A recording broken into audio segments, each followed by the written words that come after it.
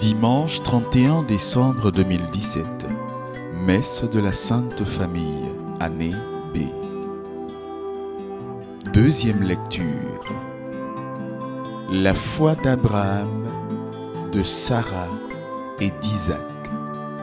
Hébreux chapitre 11, verset 8, versets 11 à 12, versets 17 à 19. Lecture de la lettre aux Hébreux.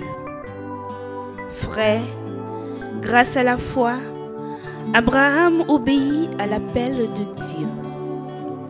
Il partit vers un pays qu'il devait recevoir en héritage et il partit sans savoir où il allait.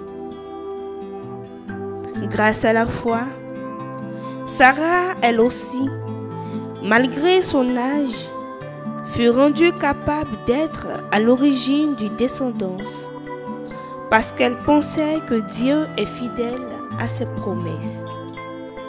C'est pourquoi, d'un seul homme, déjà marqué par la mort, a pu naître une descendance aussi nombreuse que les étoiles du ciel et que le sable au bord de la mer, une multitude innombrable.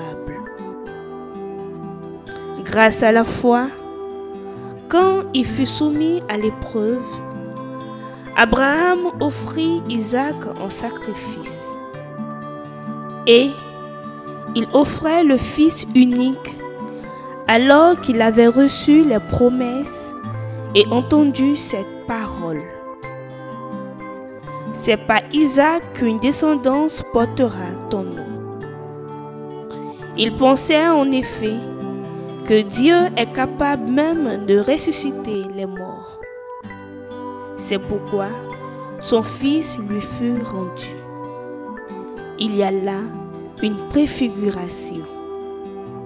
Parole du Seigneur. Nous rendons grâce à Dieu. À bien des reprises, Dieu, dans le passé, a parlé à nos pères par les prophètes. À la fin, en ces jours où nous sommes, il nous a parlé par son Fils.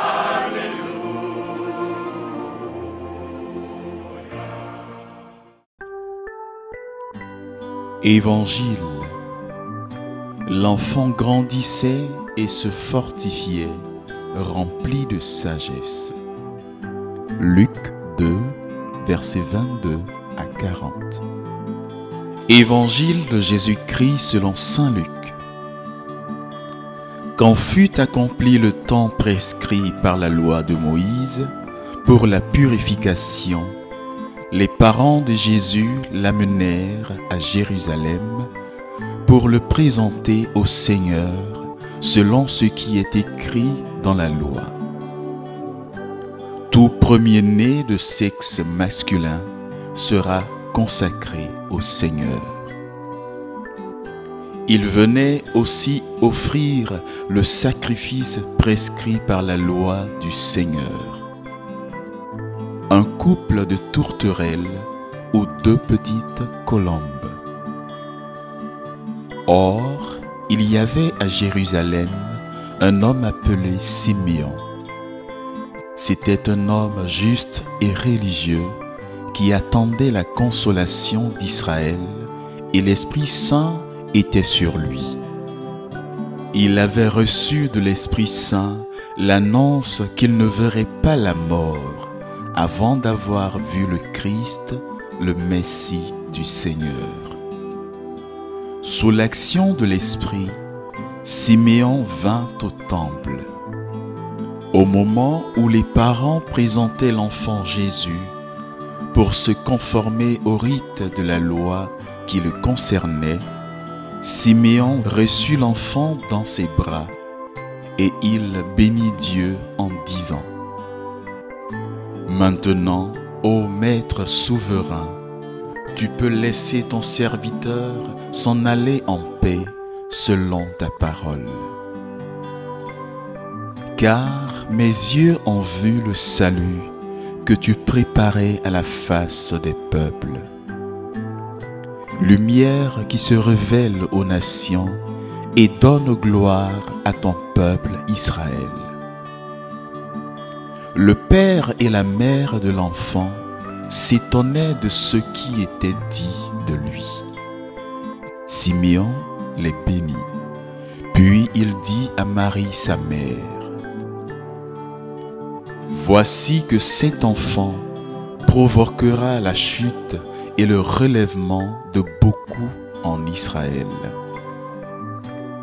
Il sera un signe de contradiction, et toi, ton âme sera traversée d'un glaive. Ainsi seront dévoilées les pensées qui viennent du cœur d'un grand nombre. » Il y avait aussi une femme prophète, Anne, fille de Phanuel, de la tribu d'Aser. Elle était très avancée en âge. Après 7 ans de mariage, demeurée veuve, elle était arrivée à l'âge de 84 ans.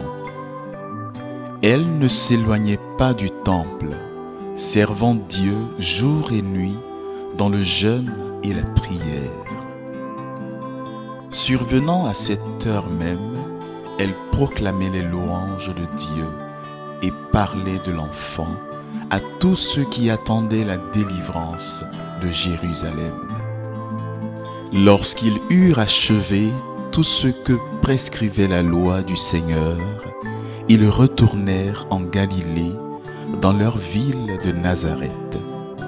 L'enfant, lui, grandissait et se fortifiait, rempli de sagesse, et la grâce de Dieu était sur lui.